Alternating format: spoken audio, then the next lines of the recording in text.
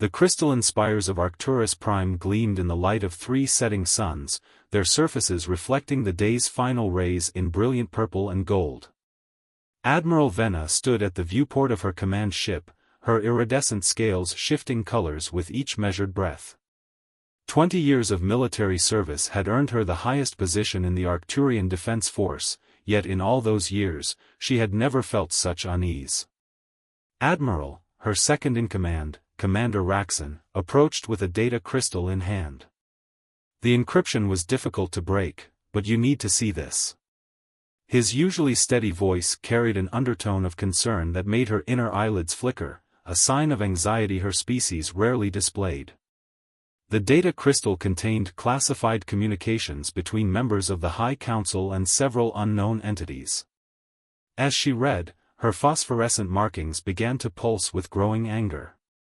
The Council had been secretly selling advanced weapons technology to primitive civilizations, destabilizing entire sectors of space to create markets for more weapons.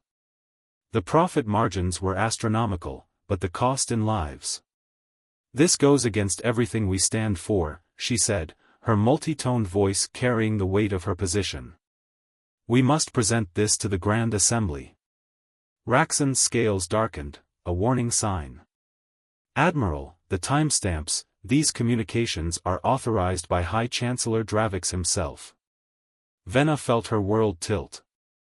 Dravix had been her mentor, the one who had sponsored her rise through the ranks. Prepare a secure channel to. The ship's alarms suddenly blared. Through the viewport, she watched as 3 warships dropped out of hyperspace, their weapon systems already charging. Admiral! Our shields are down. Raxon shouted. Someone's overridden the command codes. All hands, abandon ship. Venna commanded through the ship-wide comm, this is not a drill. Get to the escape pods. The first salvos struck the command ship's hull, sending tremors through the structure. Venna ran with her crew toward the escape pods, but at each junction, she found sealed bulkheads or armed soldiers wearing the High Chancellor's insignia. This way, Raxon pulled her down a maintenance shaft. There's an experimental scout ship in Bay 7. It's off the main computer grid. They fought their way through the chaos of the dying ship, past fires and emergency force fields. Raxon's knowledge of the ship's layout proved invaluable, but as they reached the bay, a squad of soldiers cut them off. Commander Raxon, their leader, stepped forward. Step aside. The Admiral is under arrest for treason against the High Council. Raxon's response was to draw his weapon. Admiral, get to the ship. I'll hold them here. Raxon, no. Our people must know the truth, he said, his scales now a deep blue of resolve. You're the only one they might believe. Go. The firefight erupted as Venna sprinted for the scout ship. Raxon's covering fire kept the soldiers at bay long enough for her to reach the cockpit. As she initiated the launch sequence, she saw him fall, his scales fading to gray. There was no time for grief, the ship's automated defense systems were already targeting her position. The scout ship was indeed experimental, its controls more responsive than anything she'd ever piloted. She pushed it to its limits, weaving through debris and weapons fire as she climbed out of the atmosphere. The ship's quantum drive was charging, but she needed coordinates, somewhere beyond the Council's influence. Her tactical display showed a small, blue planet at the edge of known space. The inhabitants were pre-interstellar, their technology primitive by Arcturian standards. Earth. It was perfect. The Council would never expect her to hide among such an underdeveloped species. The quantum drive engaged just as her pursuers launched their final barrage. The ship shuddered violently as it entered quantum space, warning lights indicating serious damage to multiple systems. The journey that should have taken hours was compressed into minutes as the damaged drive fluctuated wildly. Earth's atmosphere hit like a wall of fire. The ship's remaining systems failed one by one as Venna fought to control the descent. Through the flames, she glimpsed snow-covered mountains and dense forests before impact became inevitable. The last thing she saw was a field of white rushing up to meet her. The crash carved a quarter-mile trench through snow and rock before the ship came to rest at the edge of a frozen lake. Inside the wreckage, Venna lay unconscious, her iridescent blood slowly pooling beneath her as the aurora borealis danced overhead in the Norwegian night sky. Her scales, normally a brilliant array of shifting colors, had dulled to a pale blue, reflecting her critically wounded state. She awoke to the sound of ice cracking beneath the ship's weight. Every movement sent waves of pain through her body, at least 3 broken ribs, a shattered arm, and numerous internal injuries. The ship's medical systems were offline, and the emergency beacon was damaged beyond repair. Even if it had been working, using it would only lead her enemies straight to her.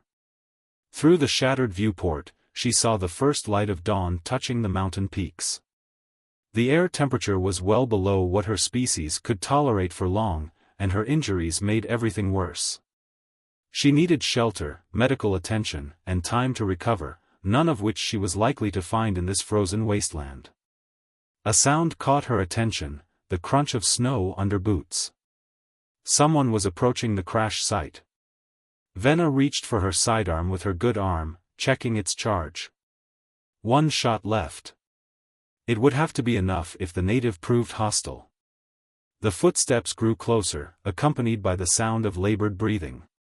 A shadow fell across the broken viewport, and Venna raised her weapon, her injured body protesting every movement. This first encounter would either be her salvation or her execution. Either way, there was no going back now. The first rays of dawn found Marcus Reed already 2 hours into his morning patrol route. 20 years in Norway's mountain rescue service had taught him to trust his instincts, and something about this morning felt wrong.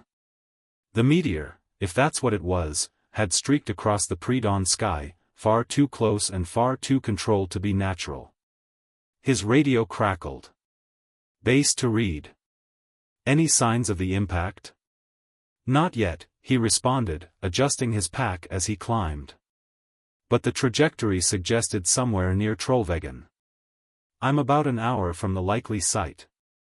Authorities are saying it was just a meteor, but meteors don't change direction mid-fall, Marcus finished. At 45, he'd seen enough genuine meteors to know the difference. His years in British Special Forces had also taught him to recognize when something wasn't quite what it seemed. The wind picked up as he crested another ridge, carrying with it the acrid smell of burned metal and disturbed earth. Following his nose, he found a deep gouge in the landscape, leading to what was unmistakably a crashed aircraft, though unlike any he'd ever seen. Its sleek, almost organic design spoke of technology far beyond current human capabilities. The hull seemed to shimmer even in its damaged state, the material neither metal nor plastic but something in between. Steam rose where hot components met the snow, creating an otherworldly mist around the crash site. Marcus drew his rescue service sidearm, old habits died hard, and approached cautiously. The cockpit was partially exposed, its strange crystalline viewport shattered. Inside, he saw movement and something that made his breath catch, a humanoid figure with iridescent scales that seemed to shift colors even in the dim light. Their eyes met, all 4 of them, and Marcus found himself staring down the barrel of what could only be an alien weapon. The creature was injured, that much was clear from the pale blue blood and the awkward angle of its left arm. Despite its obvious pain, its aim remained steady. I mean you no harm, Marcus said slowly, lowering his own weapon. He'd been in enough standoffs to know when someone was acting out of fear rather than aggression. You're hurt. I can help. The alien's response came in a multi-toned voice that somehow managed to convey both authority and desperation. You understand me? Some kind of universal translator, I assume? Marcus kept his voice calm, gesturing to a small device near what he guessed was the alien's throat. Look, that wreck isn't stable. The ice underneath is cracking. Let me help you out of there before we both end up in the lake. As if to emphasize his point, the craft groaned ominously. The alien scales flickered through several colors before settling on a more vibrant blue. Slowly, the weapon lowered. "My name is Marcus Reed," he said, holstering his gun and approaching with open hands. "I'm a mountain rescue specialist. This area is remote, no one else will find you here." "I am Admiral Vena," the alien managed, then grimaced in pain. "Though I suspect that title means little now." The rescue operation proved challenging. Vena's biology was obviously different from human norm, her body temperature seemed dangerously low, and her injuries, while severe, weren't bleeding as much as equivalent human wounds would. Marcus had to improvise, using his emergency thermal blankets and first aid supplies in ways their manufacturers had never intended. "My cabin is about 2 kilometers from here," Marcus said as he helped Vena away from the wreck. "It's off-grid, no official records. We can treat your wounds there and figure out our next move." "Why are you helping me?" Vena asked, her voice weak but still carrying that strange harmonic quality. "Your species has no formal contact with any galactic civilization." Marcus adjusted his grip to better support her weight. "Let's just say I've seen enough of the world to know that sometimes the right thing to do isn't always the official thing to do. Besides, you're clearly running from something, and I've got some experience with that myself." They had made it perhaps 50 meters when the wreck finally lost its battle with the ice.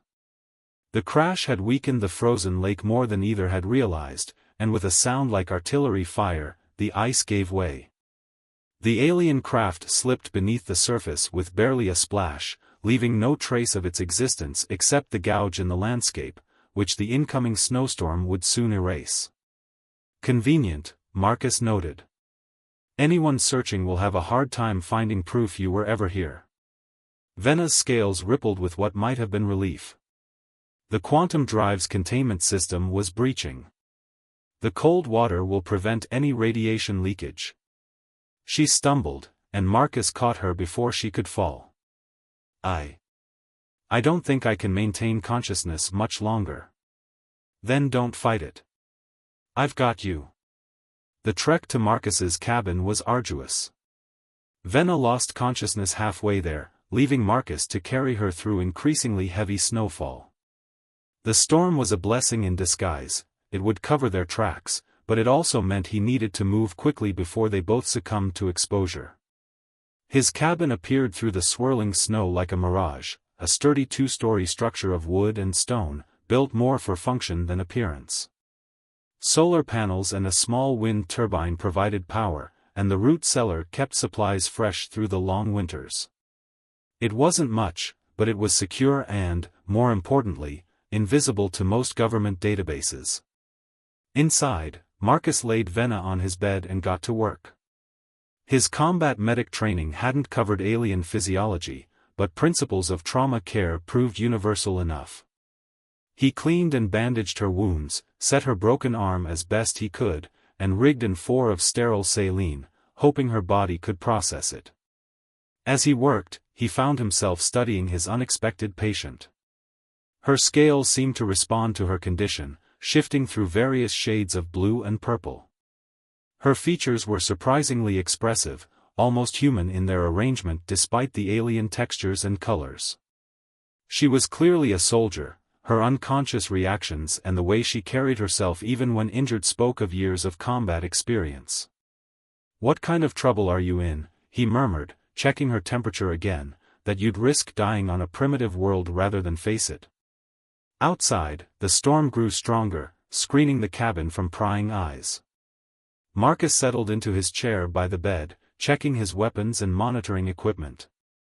Whatever had driven an alien admiral to crash land on Earth would likely come looking for her eventually. When it did, they would find more than just an injured fugitive. They would find her under his protection. 3 days after the crash, the world's major news networks exploded with an unprecedented announcement: humanity's first official contact with extraterrestrial life. The Arcturian Diplomatic Corps, as they called themselves, arrived in sleek ships that hovered over the United Nations building in New York.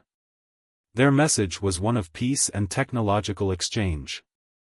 In his cabin, Marcus watched the broadcast on his satellite feed, his expression grim. Beside him, propped up in a chair, Vena's scales had shifted to a dark, warning purple. "The diplomatic corps doesn't exist," she said, her harmonious voice tight with anger. "Those are elite guard assassins. See their neck markings? They're Dravix's personal death squad." Marcus nodded, noting the subtle insignias she pointed out. "How long before they track you here?" "They already know I'm in this region." The crash wasn't exactly subtle. Vena winced as she shifted position. Her wounds were healing faster than any humans would, but she was far from combat ready. "They'll start with population centers, working their way outward. We have maybe 2 days." Marcus began gathering supplies, his movements efficient and practiced. "Then we need to move. I have a backup location, but we'll need to cross the mountain ridge to reach it." He paused, studying her condition. "Can you make that journey?" "I don't have a choice." Vena stood, testing her strength. Her left arm was still bound, but her other injuries had mostly healed. "Marcus, you should know what you're risking. These hunters, they'll kill any human who helps me without hesitation. They can try." His tone was matter-of-fact, not bravado. "But first, tell me everything. If I'm going to help you expose this conspiracy, I need to know what we're dealing with." Over the next hour, Vena detailed the weapons trafficking operation she'd discovered. The High Council wasn't just selling arms, they were deliberately inciting conflicts across dozens of worlds, creating an endless cycle of war and profit. Earth was next on their list. "They're not here for diplomatic relations," she explained. "They're assessing Earth's military capabilities, identifying potential resistance groups, planning where to insert their weapons to cause maximum chaos." Marcus's jaw tightened. "And once Earth's nations are at each other's throats, they'll sell more advanced weapons to all sides, feeding the conflict until your civilization tears itself apart. Then they'll step in as peacekeepers and take control of the planet." Their planning session was interrupted by a distant sound that made them both freeze, the distinctive whine of anti-gravity engines. Through the cabin's window, they spotted 3 black shapes moving across the valley, their search pattern methodical and relentless. "Scout ships," Vena whispered. "They're using thermal imaging to scan for non-human signatures." Marcus was already moving, pulling up a section of floorboard to reveal a hidden compartment. "Into the cellar. The walls are lined with lead sheeting, it should mask your biological signature." They barely made it below before the first ship passed overhead. In the darkness of the cellar, Vena's scales cast a faint, shifting light. She and Marcus stood close, barely breathing, as heavy footsteps crunched in the snow above. The search seemed to last forever. They heard voices speaking Arcturian, doors being kicked in, furniture overturned. Finally, after what felt like hours, the sounds faded. "They'll be back," Vena said as they emerged. "They're nothing if not thorough." Marcus was already gathering essential gear. "Then we need to move now, while they're checking other sectors. There's an old mining tunnel network that leads through the mountain. The entrance is hidden, and the magnetic ore in the rocks should help mask our trail." As they prepared to leave, Vena caught his arm. "Marcus, thank you. Not just for helping me, but for believing me. On my world, trust got me branded a traitor. Here, you found someone who knows what it's like to discover your own people aren't who you thought they were." He checked his rifle one last time. "I spent 15 years in special forces before I realized some of our operations weren't about protecting people, they were about profit and power. Sound familiar?" Vena's scales shifted to a warm gold for a moment, a color Marcus had learned indicated something between gratitude and affection. The moment was broken by another distant engine sound. They moved out into the gathering dusk, keeping to the shadows of the forest. The first heavy snowflakes were starting to fall, nature's gift of cover. Behind them, Marcus's cabin sat dark and empty, offering no clues to their destination. The tunnel entrance was 3 kilometers away, through rough terrain. Every step carried the risk of discovery, every sound could be an approaching hunter. Yet as they made their way through the wilderness, something changed in their dynamic. They moved in perfect sync, covering each other, communicating with hand signals that somehow transcended their different species. At one point, they had to hide as a scout ship passed low overhead. Pressed together in the hollow of an ancient pine, Marcus felt Venna's scales shift against his skin, adapting to match the tree's bark pattern. The ship's searchlight passed within meters of their position but found nothing. When it was gone, neither of them moved immediately. "Your kind can camouflage," Marcus observed quietly. "Only in times of extreme stress or..." She paused, her scales rippling with an iridescent pattern he hadn't seen before. "Or when we feel completely safe." The implications of that statement hung in the air between them, adding another layer to their already complex relationship. But there was no time to explore it, they had a mountain to cross and hunters to evade. As they finally reached the hidden tunnel entrance, Venna turned for one last look at the valley. The search ships were now clearly visible, their patterns tightening as they closed in on the empty cabin. "Ready?" Marcus asked, pulling aside the holographic rock face that concealed the tunnel. Venna's scales shifted to a determined blue-white pattern. "Ready. We have evidence to gather, a conspiracy to expose, and a planet to save." "Just another Tuesday then," Marcus replied with a grim smile, and they disappeared into the mountain's depths, leaving only swirling snow in their wake. The mining tunnels twisted deep into the mountain's heart, their ancient passages a maze of shadows and echoes. Marcus led the way, his headlamp casting long shadows on walls glittering with magnetic ore. Behind him, Venna's naturally luminescent scales provided an ethereal backlight, her colors shifting between alert yellow and cautious green. "These tunnels were abandoned in the 1950s, Marcus explained, checking his worn paper map. "They're not on any modern database. The magnetic ore deposits interfere with scanning equipment, it's why they stopped mining here." "And why your military never found your cache," Venna observed, noting the carefully hidden supplies they passed: weapons, communications equipment, survival gear. "You've been preparing for something." Marcus's expression hardened. "Let's just say I've seen enough classified files to know we might need a fallback option someday. I never expected to use it against alien infiltrators." They reached a large chamber that had once been a central mining hub. Marcus had converted it into a command center of sorts, with solar-powered batteries providing minimal electricity and a sophisticated communications setup patched together from military-grade components. "We need to get proof of the conspiracy to the right people," Venna said, examining the equipment. "But the data crystal was lost in the crash." "Maybe not all is lost." Marcus powered up a specialized receiver.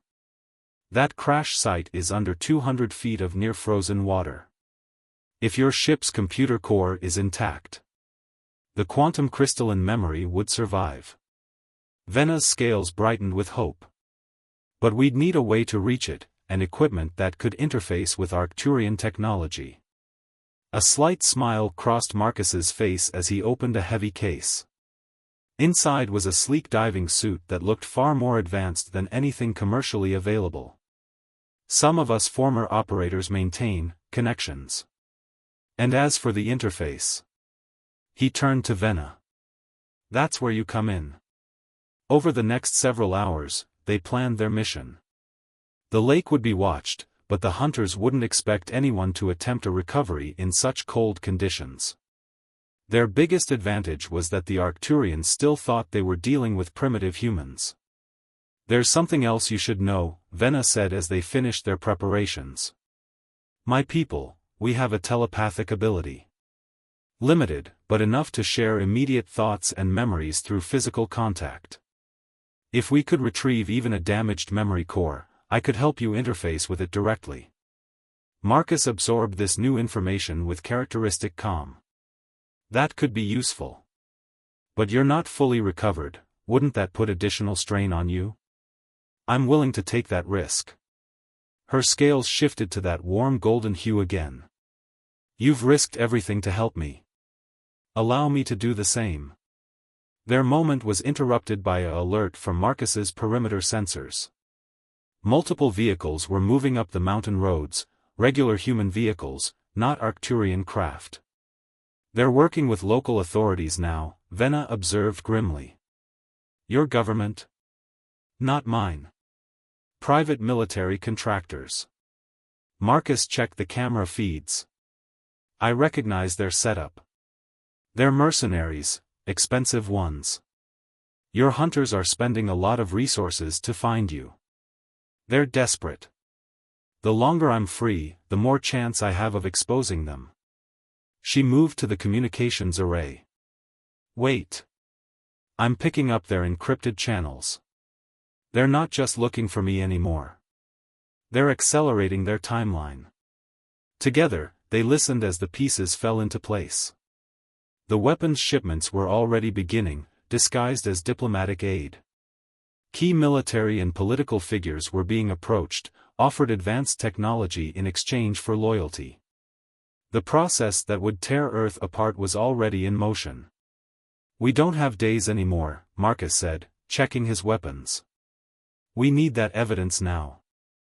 The next hour was a blur of preparation. They donned cold weather gear, checked equipment, and synchronized their plans. The dive would be dangerous, the water barely above freezing, visibility near zero, and the wreck possibly unstable. One mistake would be fatal. As they prepared to leave through a little-known tunnel that would take them near the lake, Venna caught Marcus's reflection in a darkened screen. His expression was focused, almost serene, despite the immense risks they were about to take. Why? She asked softly. Why risk so much for a planet that doesn't even know it's in danger? For an alien fugitive you barely know? Marcus checked his air tanks one final time before answering. Because 20 years ago, I swore an oath to protect people. Not just British citizens, not just humans, people. Your people, Venna. Different biology, different world, but I see the same dedication to duty in you that I once had. The same need to make things right. Her scales shifted through several colors before settling on that deep, warm gold. Without warning, she pressed her hand to his temple. Marcus gasped as images flooded his mind, memories of her life, her service, her betrayal.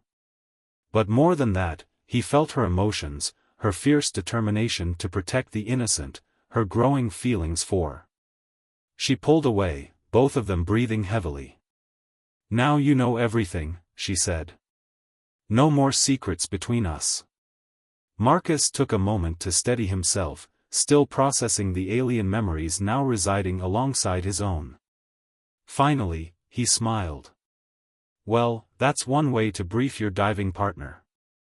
A distant explosion rocked the tunnel, the hunters were getting closer. Shall we go save your world? Venna asked, her scales now a brilliant battle-ready blue. Marcus shouldered his gear, leading the way into the darkness. Our world, he corrected. At least for now. They moved out into the snowy night, two warriors from different stars, united in purpose. Behind them, the mountain kept their secrets. Ahead lay a frozen lake holding the key to Earth's future. And somewhere above, their enemies were closing in, unaware that their prey had become the hunters. The frozen lake stretched before them like a black mirror under the starlit sky. Marcus and Venna lay prone in the snow at its edge, watching the search party's lights sweep the far shore. The temperature had dropped well below freezing, and even in her thermal gear, Venna's scales rippled with involuntary shivers. Security pattern is predictable, Marcus whispered, lowering his binoculars. They're not expecting anyone to be crazy enough to dive in these conditions. Then they don't know humans very well. Vena's multi-toned voice carried a hint of admiration. The wreck is approximately 40 meters down, near the center. The cold should have preserved the quantum core. They waited for the search pattern to cycle, then moved. The dive suits were cutting-edge military prototypes, designed for covert operations in extreme conditions. Even so, the cold hit like a physical blow as they slipped into the water. Descent into the darkness was like entering another world. Their lights revealed a ghostly landscape of ice formations hanging from the surface like frozen stalactites. The wreck lay below, a dark shape in the murky water, already beginning to acquire a coating of silt and ice. Marcus had done difficult dives before, but nothing like this. The cold seemed to seep through even the insulated suit, and the visibility was deteriorating as their bubbles disturbed the silt. Vena led the way, her bioluminescence providing additional light as they approached the wreck. The ship had landed cockpit down, its hull breached in several places. They found an entry point through what had been the engine compartment. Inside, floating debris made navigation treacherous. Every movement had to be carefully controlled to avoid stirring up more silt or dislodging precariously balanced wreckage. Vena pointed to a sealed compartment near what remained of the bridge. The quantum core would be there, assuming it had survived the crash and submersion. Marcus began setting up their cutting equipment while Vena kept watch, her enhanced vision better suited to spotting any approaching threats through the murky water. The first sign of trouble came as Marcus was nearly through the compartment's hull. Vena tapped his shoulder urgently, pointing upward. Through the layers of dark water, they could see new lights sweeping the lake's surface, different from the search party's beams. More focused. More professional. They had been discovered. Marcus redoubled his efforts with the cutter. They were too close to give up now. Vena moved to the wreck's entrance, drawing her energy weapon. Even underwater, its charges would be lethal. The compartment finally gave way, revealing the crystalline structure of the quantum core, still intact but dark. As Marcus reached for it, the first explosive charge detonated near the surface. The shock wave hit them like a hammer, sending both spinning in the turbulent water. More charges followed, the hunters were trying to force them up or disorient them. Ice chunks crashed down from above as the explosions broke through the frozen surface. Vena steadied Marcus as he secured the core in a waterproof case. Their eyes met through their masks, and he nodded. Time for Plan B. They didn't head for the surface. Instead, they swam deeper, using the wreck's bulk as cover. Vena's memories, shared during their telepathic link, had shown Marcus another way out, an underwater tunnel system that connected to the old mining complex. The hunters would be expecting desperate fugitives to surface. They wouldn't expect their targets to go deeper into the freezing darkness. The tunnel entrance was narrow, barely wide enough for one person at a time. Marcus went first, pulling himself along with one hand while holding the core case with the other. Vena followed, covering their retreat as more explosions rocked the lake above. They were halfway through when Vena's light caught movement ahead, a diver in black tactical gear. The hunters had found the tunnels. The confined space made combat nearly impossible, but Vena fired anyway, her energy weapon superheating the water instantly. The resulting steam explosion created a temporary barrier, blocking pursuit. They pushed on, lungs burning, muscles screaming against the cold. Marcus's dive computer was flashing warnings about their remaining air supply. Finally, after what seemed like hours, they reached the tunnel's end, emerging into a partially flooded mining shaft. They pulled themselves out of the water just as their air supplies ran critically low. The core, Vena gasped as they stripped off their masks. Quick, before they... The far door burst open. Armed figures poured in, human mercenaries mixed with Arcturian hunters. At their head stood a tall Arcturian whose scales gleamed with artificial enhancement. Admiral Vena, he said, his multi-toned voice dripping with false concern. The High Council was so worried when you disappeared. And now we find you conspiring with primitives? It's over, Dravix, Vena snarled, her scales blazing with fury. The core contains everything, the weapons deals, the staged conflicts, your plans for Earth. The High Chancellor smiled. And who would believe you? A traitor and a primitive? They don't have to. Marcus's voice was calm as he held up a small device. We've been broadcasting everything since we entered the water. Every word you just said was transmitted to every major news organization and military headquarters on Earth. Dravix's scales paled. Kill them both. What followed was chaos. Marcus and Vena moved as one, their earlier telepathic link allowing them to anticipate each other perfectly. They dove behind mining equipment as energy weapons and bullets filled the air. Vena's return fire was devastatingly accurate, while Marcus used his knowledge of the tunnels to outflank their attackers. The fighting was brutal and close quarters. Vena took a glancing hit that left her scales smoking, but she kept firing. Marcus ran out of ammunition and resorted to hand-to-hand combat, his special forces training proving surprisingly effective against Arcturian warriors. The tide turned when the ground forces arrived, not mercenaries, but Norwegian special forces. Marcus's old connections had come through. The hunters found themselves caught between two forces, their superior technology negated by the confined space and the humans' sheer determination. When it was over, Dravix lay wounded, his enhanced scales dull and lifeless. Vena stood over him, her weapon trained on his head. Your own people will arrest you now, she said. Earth knows the truth. The Council's plan has failed. The aftermath was a whirlwind of debriefings, medical treatments, and diplomatic negotiations. The exposure of the conspiracy led to a purge of the Arcturian High Council and the establishment of genuine diplomatic relations with Earth. Months later, Marcus stood on his cabin's porch, watching the aurora dance across the sky. The sound of the door opening behind him brought a smile to his face. The Council has offered me reinstatement, Vena said, joining him at the railing. Her scales shifted through peaceful colors in the northern lights.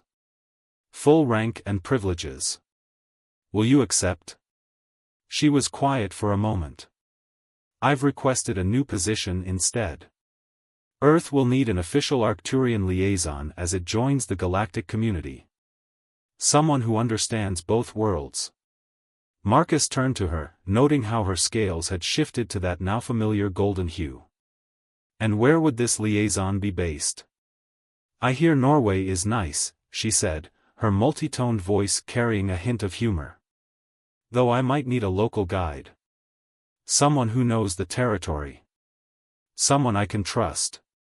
Marcus reached out, gently touching her luminescent scales. I think that can be arranged.